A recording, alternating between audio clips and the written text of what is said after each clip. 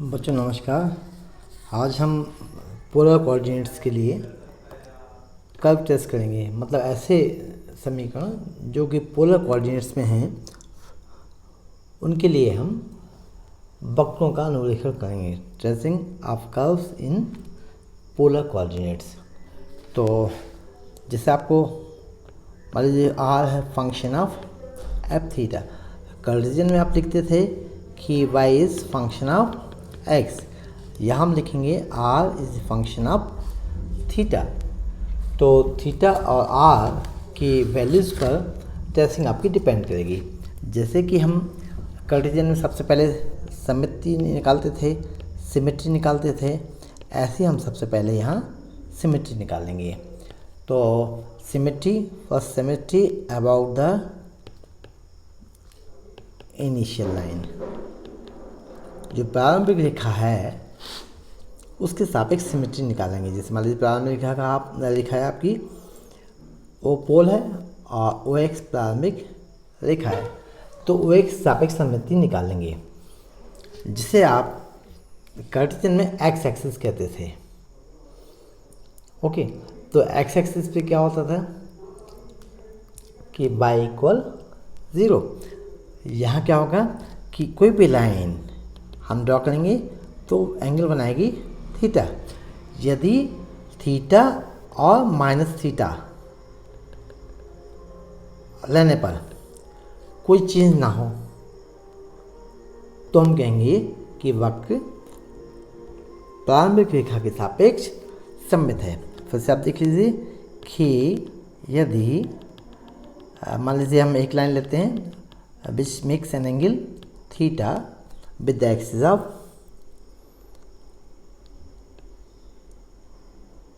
x या initial line. यहाँ पर यदि हम माइनस थीटा लें तो ये होगा अपोजिट डायरेक्शन में।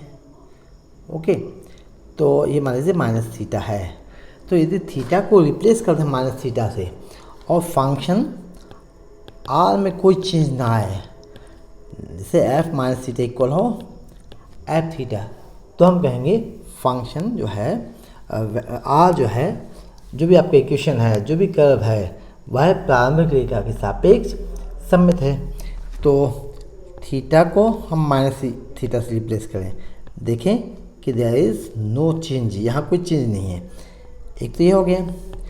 दूसरा भी तरीका है, दूसरा तरीका ये है कि यहाँ हम आर को भी थोड़ा चेंज कर सकते हैं।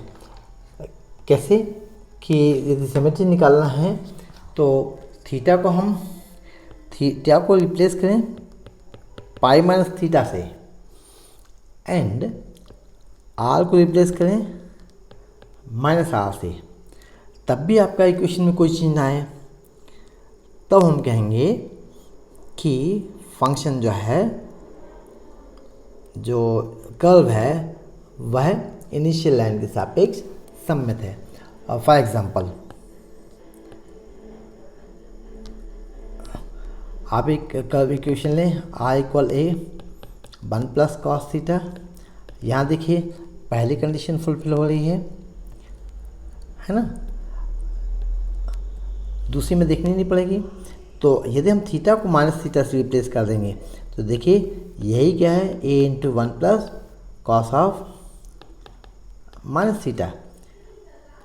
मतलब फंक्शन यदि a into 1 plus cos theta है तो जो इसके बाद फंक्शन लिखा है वो माइनस थीटा है। मतलब माइनस थीटा रखने पर थीटा की जगह कोई चेंज नहीं हो रहा है। तो एक एग्जांपल, ऐसे कई एग्जांपल्स अपन यहाँ देख सकते हैं कि r square equal a square cos 2 theta है। तो यहाँ आप देखिए आर को चेंज करें हम माइनस आर से और थीटा को चेंज करें हम पाई माइनस थीटा से। This is cos 2 pi minus theta. Okay, 2 pi minus 2 theta. So this implies r square equal a square cos of minus 2 theta, क्योंकि 2 पाई से कंप्लीट रोटेशन होता है और यही हुआ ए स्क्वायर कॉस 2 थीटा। तब भी हम कहेंगे कि यहाँ कोई चेंज नहीं आ रहा है, दूसरी कंडीशन के द्वारा। तो ऐसे दोनों केसेस में कि यदि थीटा को हम चेंज करते हैं माइनस थीटा से, कोई चेंज नहीं आता है, तब हम स्ट्रेट फॉरवर्ड कर देंगे ये सममित है। प्रारंभिक रेखा x के सापेक्ष। दूसरी बात, यदि हम r को माइनस r से चेंज करते हैं और थीटा को पाई माइनस थीटा से, तब भी कोई चेंज ना है, तब भी हम कहेंगे फंक्शन जो है प्रारंभिक रेखा इनिशियल लाइन के सापेक्ष सममित है। इसी प्रकार यदि हम देखें r इक्वल, एक और एग्जांपल देख लीजिए, r equal a cos theta plus sec theta. तो यहाँ भी आप यदि r को माइनस r से चेंज करेंगे, ओके, और थीटा को माइनस थीटा से, सेकअप सॉरी थीटा को आप करेंगे पाई माइनस थीटा से, r को माइनस r से चेंज करेंगे और थीटा को पाई माइनस थीटा से, तब मिलेगा cos of pi minus theta plus sec of pi minus theta. तो ये हुआ आपका, this implies minus r equal a cos 180 minus theta is minus cos theta, similarly sec 180 minus theta is minus sec theta.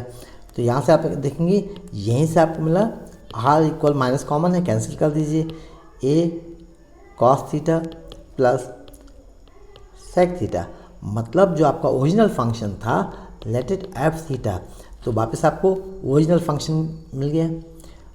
तो ये दूसरी condition भी fulfil हो रही है। तो ये हुआ सिमेट्री अबाउट इनिशियल लाइन, प्रारंभिक रेखा के सापेक्ष सममित।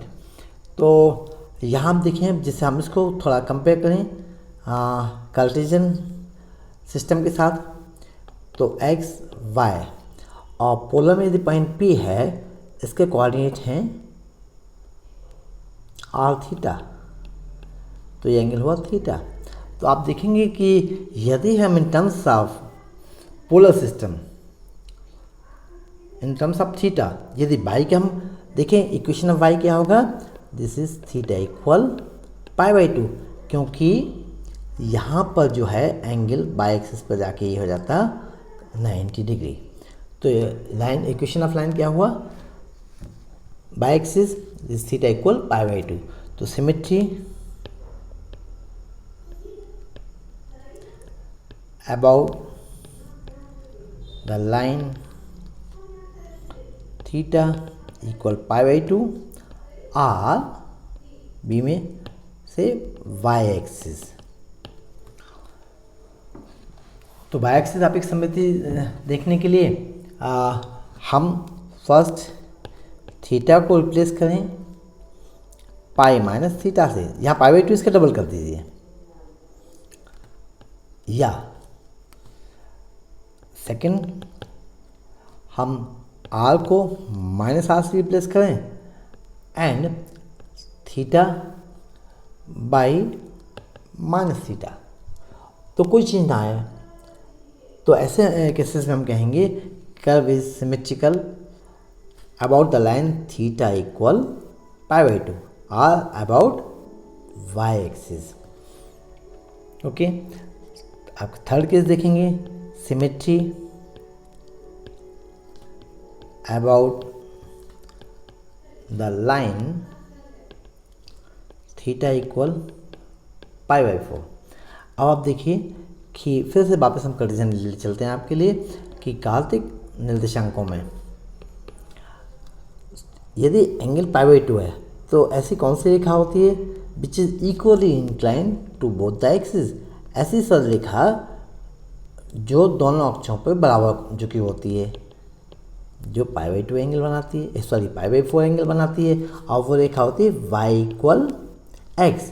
तो about the line theta equal pi by 2 or line y equal x. मैं दोनों के साथ इसलिए कंपेयर करा रहा हूँ कि आपने कार्टेशियन में समझा अच्छे से, तो आप पोलर में इसको ठीक से समझ सकें।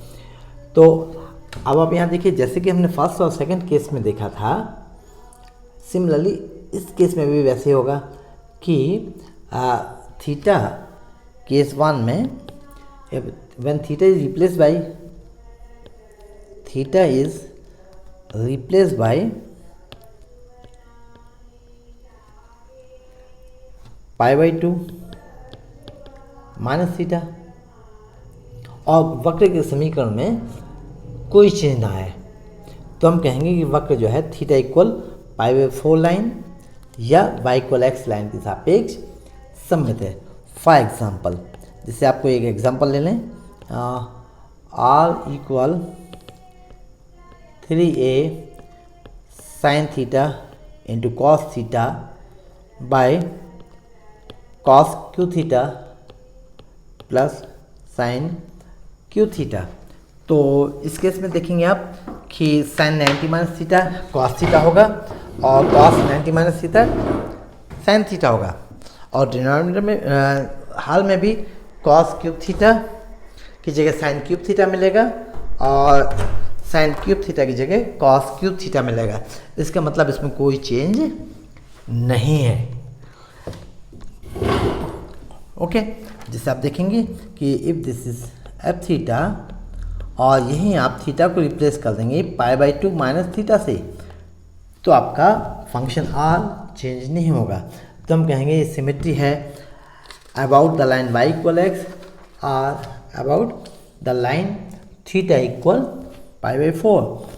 जैसे आप एक और आपके पास लाइन जिसका उपयोग आपने किया था y इक्वल माइनस एक्स का, आप देखिए हम उसको पोलर में कैसे देखेंगे, सिमेट्री अबाउट द लाइन।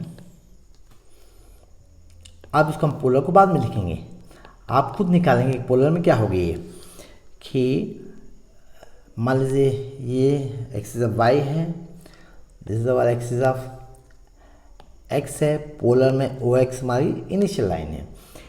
तो y इक्वल माइनस एक्स ये लाइन को आप ड्रॉ करेंगे तो when x is 1 y is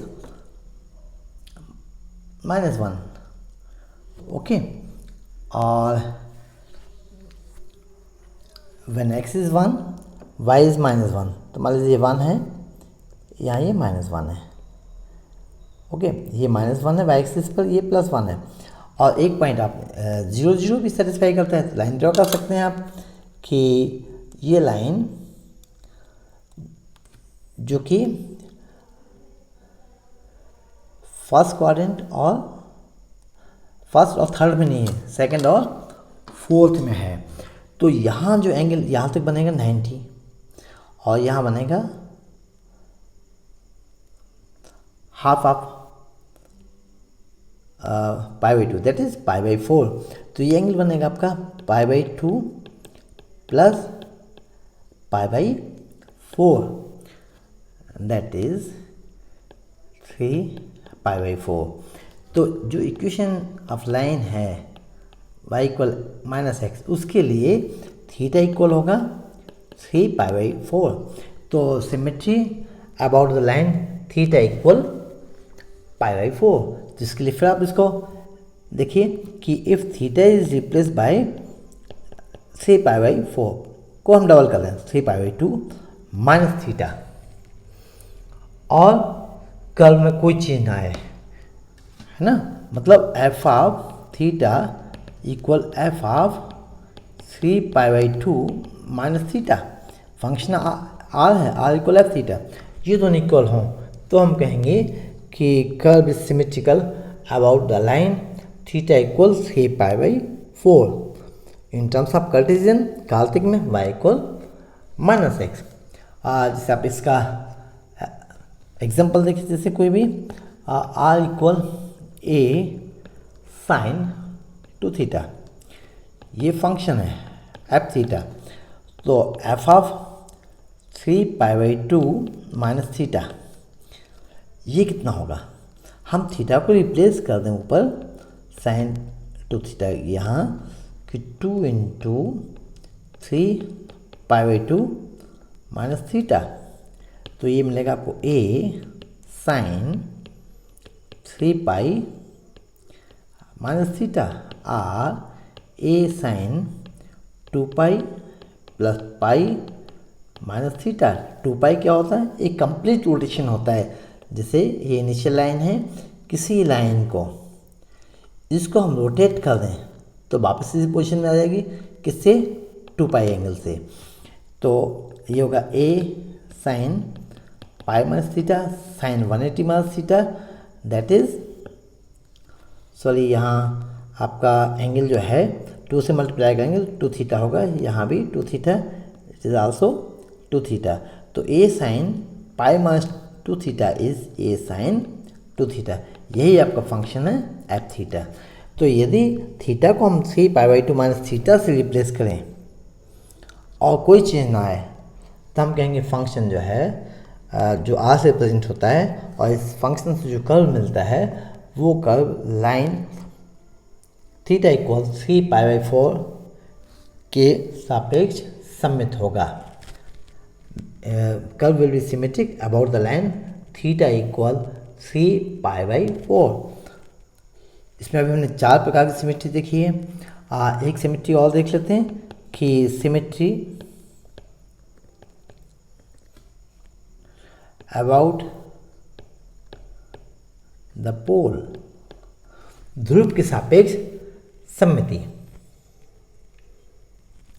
ध्रुव के सापेक्ष सममिति भी इसको 2 प्रकार से हम निकाल सकते हैं कि पहले तो आप देखें कि यदि हम फंक्शन में आर को रिप्लेस कर दें माइनस आर से फर्स्ट, और यहाँ कोई चेंज ना मिले, तो कहेंगे कि फंक्शन जो है मतलब आपका कर्व है it is symmetric about the pole. Okay, pole जिसको हमने ओ नाम दिया हुआ है। इसके अलावा दूसरा भी है r, theta replaced by, theta को हम बदल दें पाई प्लस थीटा से और फंक्शन में कोई चेंज ना है, तब भी हम कहेंगे कि जो कर्व है अबाउट पोल ये सिमेट्रिक है। ओके, अब पोल से कर्व पास होता है कि नहीं होता है। अब पोल देखेंगे कि इनिशियल लाइन है ये, ओके, अब पोल ओ है, यहाँ पर आर क्या होता है, रेडियस वेक्टर कितना होता है 0।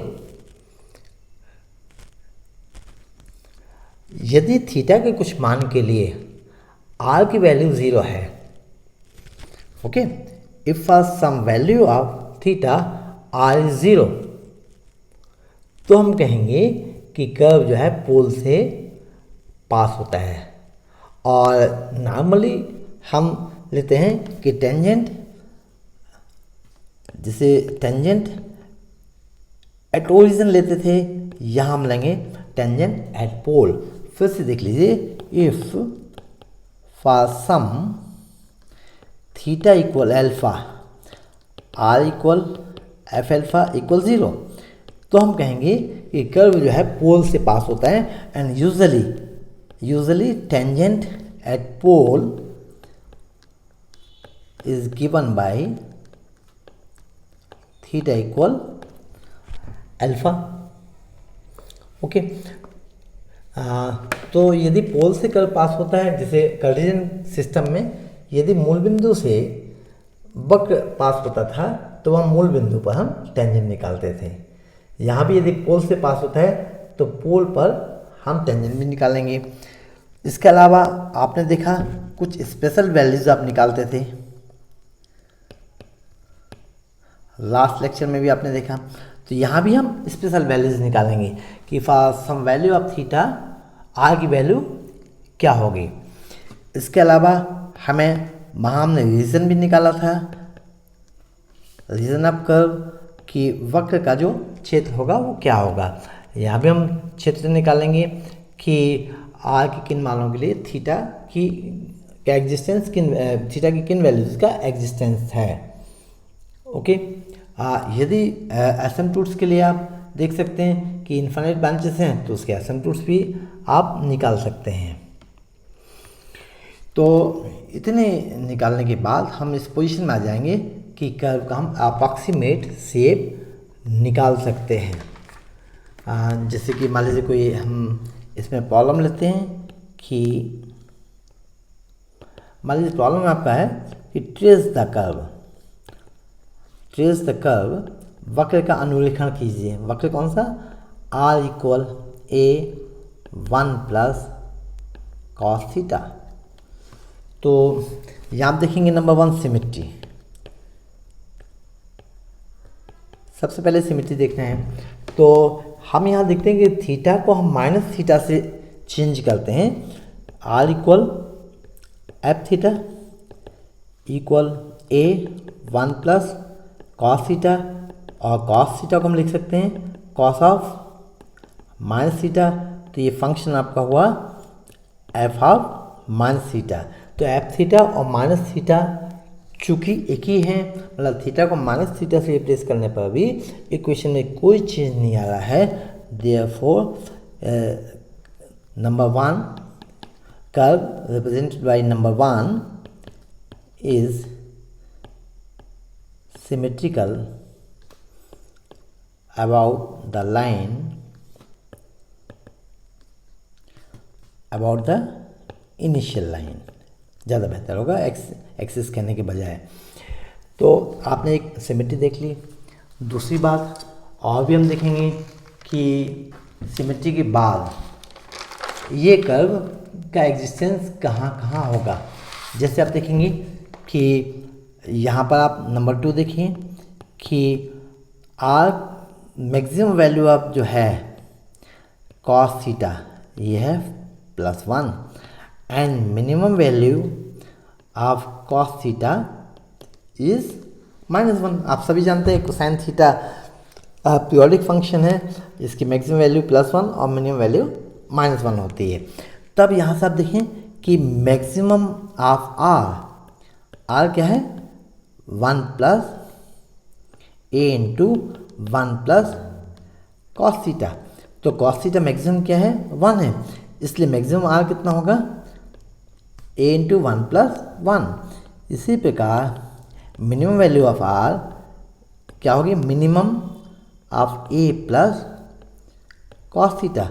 और चूंकि अभी हम जानते हैं कि कॉस थीटा का जो निम्नतम मान होता है वो -1 होता है, तो आपको मिनिमम वैल्यू क्या मिली आर की 0 मिली। ओके, तो आर 0 कब है? ऐसे भी देख सकते हैं कि थीटा की यदि पाई रखें तब भी आर 0 है। Here r is 0, here r equal 0 for theta equal 0 and also theta equal pi. So curve passes through the pole. Curve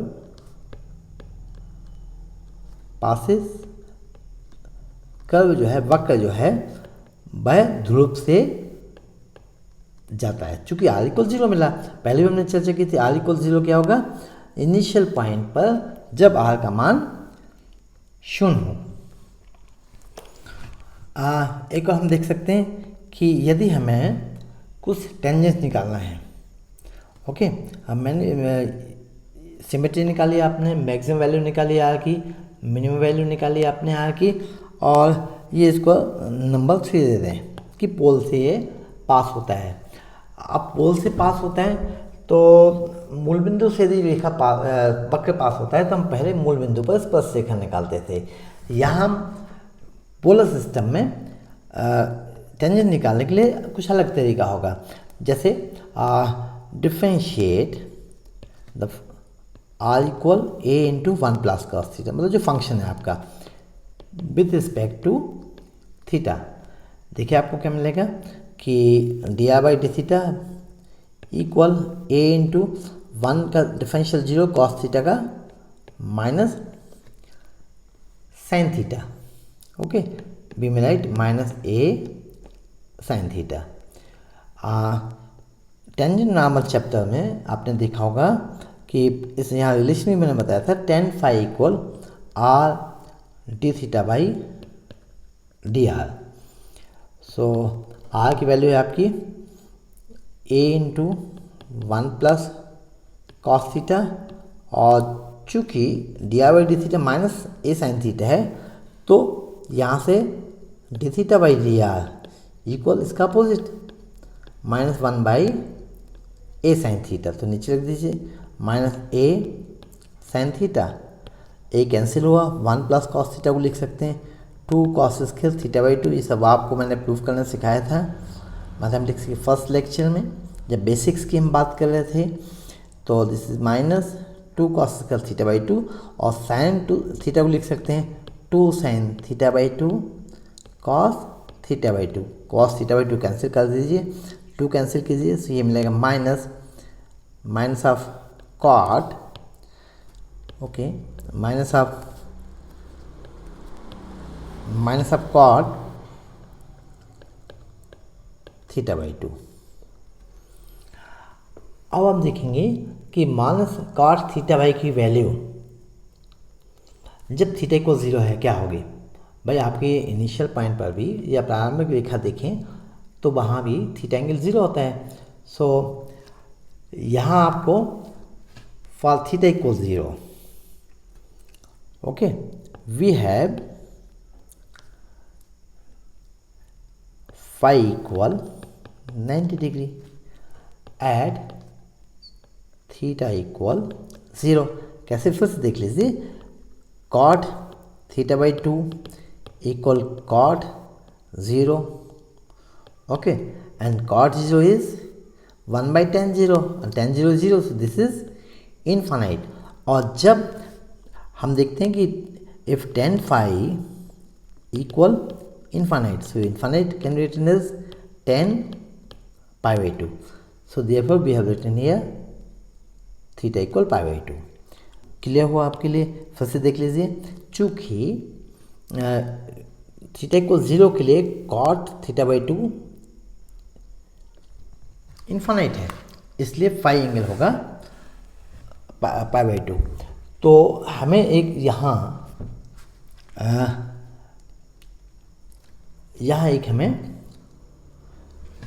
स्पर्श रेखा मिले, कैसे कि and so r equal 2a tangent is perpendicular to the radius vector at theta equal 0, okay। now अच्छा phi equal 0 है, theta equal पाई पर, ऐसा भी है। नंबर सेकंड इसमें देखें कि phi equal 0 at theta equal pi here at the initial point r equal भी 0 है, so the tangent at pole is the radius vector theta equal pi। so अतः स्पर्श रेखा जो है ध्रुव पर स्पर्श रेखा जो रेडियस वेक्टर होगी कहाँ पर, जो एंगल बनाएगी रेडियस वेक्टर थीटा इक्वल पाई एंगल बनाएगी, दैट इज इनिशियल लाइन के अपोजिट डायरेक्शन में, ओके। यदि ये इनिशियल लाइन है तो थीटा इक्वल पाई क्या होगा, थीटा एंगल पाई, मतलब इसके अपोजिट डायरेक्शन में। ये हो गया आपका थीटा इक्वल पाई। कुछ हम स्पेशल पॉइंट्स निकालेंगे, चूँकि एक और पॉइंट देख लीजिए आप, हम एसिम्पटोट्स की बात करें बहुत आसान है कि मैक्सिमम वैल्यू ऑफ आर आपने निकाला 2a, therefore curve has no asymptotes. जब वक्र अनंत तक ही नहीं जा रहा है तो उसके अनंत स्पर्शी कैसे होंगे। इसके बाद सबसे महत्वपूर्ण बिंदु आता है आपका, कुछ विशिष्ट बिंदु आप निकालते हैं, स्पेशल पॉइंट्स निकालते हैं, जिनके द्वारा कि कर्व आप ट्रेस करते हैं। आपका कर्व है r equal a into 1 plus cos theta. Cartesian system में आपने काफ़ी पॉइंट्स निकाले थे, यहाँ हम उतने पॉइंट्स नहीं निकालेंगे, कुछ स्पेशल पॉइंट्स निकालेंगे। थीटा की वैल्यू के लिए हम आर की वैल्यू निकालेंगे और वहाँ हमें थीटा की वैल्यू के लिए आर की वैल्यू क्या मिलती है उसको हम प्लॉट करेंगे। तो यहाँ हम एक टेबल बना लेते हैं। चलिए अप्रॉक्सीमेट वैल्यूज़ हम यहाँ लिखेंगे जैसे हमने कार्टेशियन सिस्टम के उस देखा था। तो मान लीजिए इसको टेबुलेशन तभी अच्छा कहलाता है जब वो क्लोज्ड हो, मतलब डिवाइडेड हो। तो पहले आप वैल्यू लिखेंगे थीटा की जिससे आसानी से वैल्यू मिलेगी आप आर की। ओके, जैसे हम थीटा को 0 रख दें, cos 0 1 होता है तो आर की वैल्यू होगी a into 2 that is 2a। Okay, theta को आप π/4 रख दें, π/4 cos π/4 कितना हो 1/, cos π/4 इज 1/√2 और 1/√2 अप्रॉक्सीमेटली वैल्यू होगी इसकी 0.7। तो यहाँ हम लिख सकते हैं 1 + 0.7 दैट इज़ 1.7a। जब हम π/3 लेंगे, cos π/3 that is cos 60 degree is 1/2। तो 1 + 1/2 ये हुआ 3/2a। π/2 लेंगे तो cos π/2 0 होता है तो यहाँ आपको मिला केवल a। 2π/3 हमने लिया और जब हम इसको 2π/3 लेंगे मतलब 120 डिग्री, तो cos 120 is cos 180 minus 60 that is minus cos 60 in a minus 1/2। तो 1 minus 1/2 this is plus half, तो ये मिलेगा आपको हाफ, या हम इसको लिख लें a/2। जब पाई रखेंगे तो cos pi is -1, so 1 - 1 is 0। एक वैल्यू और निकाल लीजिए, हमारे पास जगह बची हुई है कि मान लो 5 π/4 दैट इज पाई प्लस π/4। तो cos 180 प्लस थीटा होता है माइनस cos थीटा, तो माइनस cos π/4 मिलेगा। माइनस cos π/4 वही 1/-1/√2 दैट इज -0.7। तो 1 - 0.7 हुआ 0.3a। इतनी वैल्यूज निकालने के बाद आप बहुत अच्छे से यहाँ कर्व टेस्ट कर सकते हैं। तो मान लीजिए सबसे पहले आप लें इनिशियल लाइन, ओके, ओ एक्स। इनिशियल लाइन लेने के बाद आप रफली वाई एक्सिस भी आप ले लीजिए। तो वाई एक्सिस है यहाँ में जरूरत नहीं पड़ती है, लेकिन आपको पॉइंट्स प्लॉट करने में बहुत आसानी होगी। ओके, इसके अलावा आपको ये भी देखना होगा कि आप वैल्यूज़ ए के टर्म्स में ले रहे हैं, तो आपको ए यहाँ कहीं मार्क करना होगा कि ए हम कितना ले लें। बहुत छोटा लेंगे आप ए तो आपकी ट्रेसिंग से अच्छी नहीं होगी, इसलिए आप ए को थोड़ा सा बड़ा ले लीजिए। ओके, जैसे हमने लिया ए, थोड़ा यहाँ प्लॉट कर देते हैं। ठीक, सेम पोजीशन पर आप बाई एक्सिस पर भी कर लीजिए। बाई एक्सिस क्या है, थीटा इक्वल π/2 लाइन है, ये टॉप पे आएगा यहाँ, तो हमने इक्वल डिस्टेंस पे ले लिया। इसके बाद आपको देखिए आर को 2a लेना है, तो 2a अब मैक्सिमम इसको हम ले लेते हैं, इसी को ले लेते हैं 2a है ये, है ना। तो a इसके बीच में कहीं होगा। ओके, इसके बाद आपको 3a/2 भी मिलेगा, तो ये 3a/2 आप देख लीजिए। a/2 ये पॉइंट एक ये हो गया, और 0.3a, तो 0.3a लगभग यहाँ होगा, दिस इज 0.3a, और 1.7a this is a, 1.5a, 3a/2 1.5a, ये हो आपका 1.7a। अब देखिए आपके पास सबसे बड़ा चैलेंज यहाँ होगा एंगल्स को एलोकेट करना, कि आप देखेंगे कि एंगल की डायरेक्शन क्या होगी। π/4 मतलब x इक्वल वाई लाइन या y इक्वल x लाइन। तो यहाँ पर हम देखेंगे कि when theta is 0 r is 2a, ये पॉइंट आपको मिल गया। Okay, Second, when theta is pi by 4, r is, when theta is pi by 4, r is 1.7a। तो एक पॉइंट आपको ये मिला, येलो से हम कर देते हैं इसको। थीटा पाई बाई 4 है तो 1.7 ये, और आप देखें कि 1.7 के ऊपर की तरफ ले जाएं, ऐसी लाइन की डायरेक्शन में लें कि जहाँ की ये दोनों एक्सिस पर ये इक्वल एंगल से झुका हुआ है।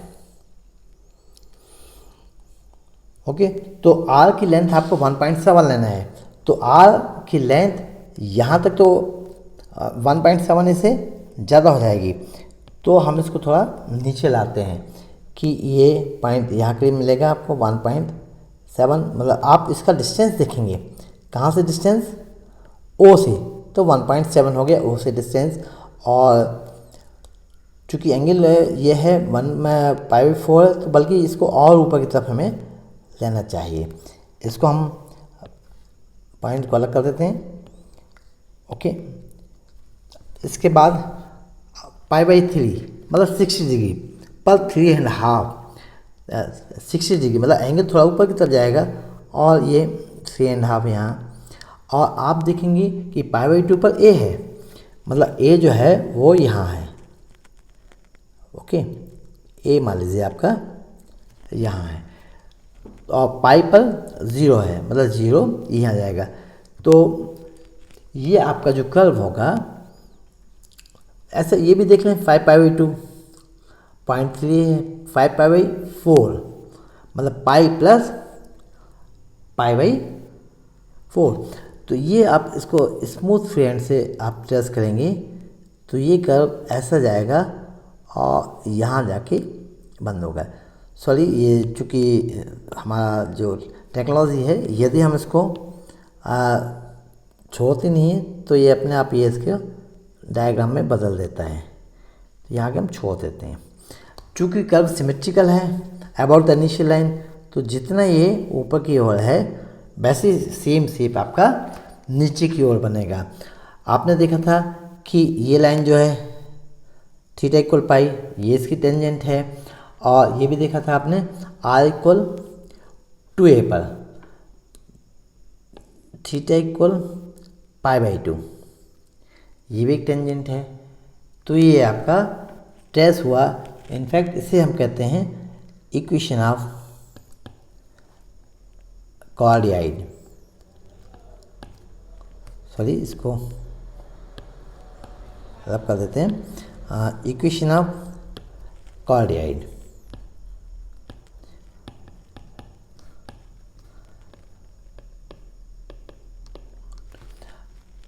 हेल्महोल्ट्ज़ का समीकरण।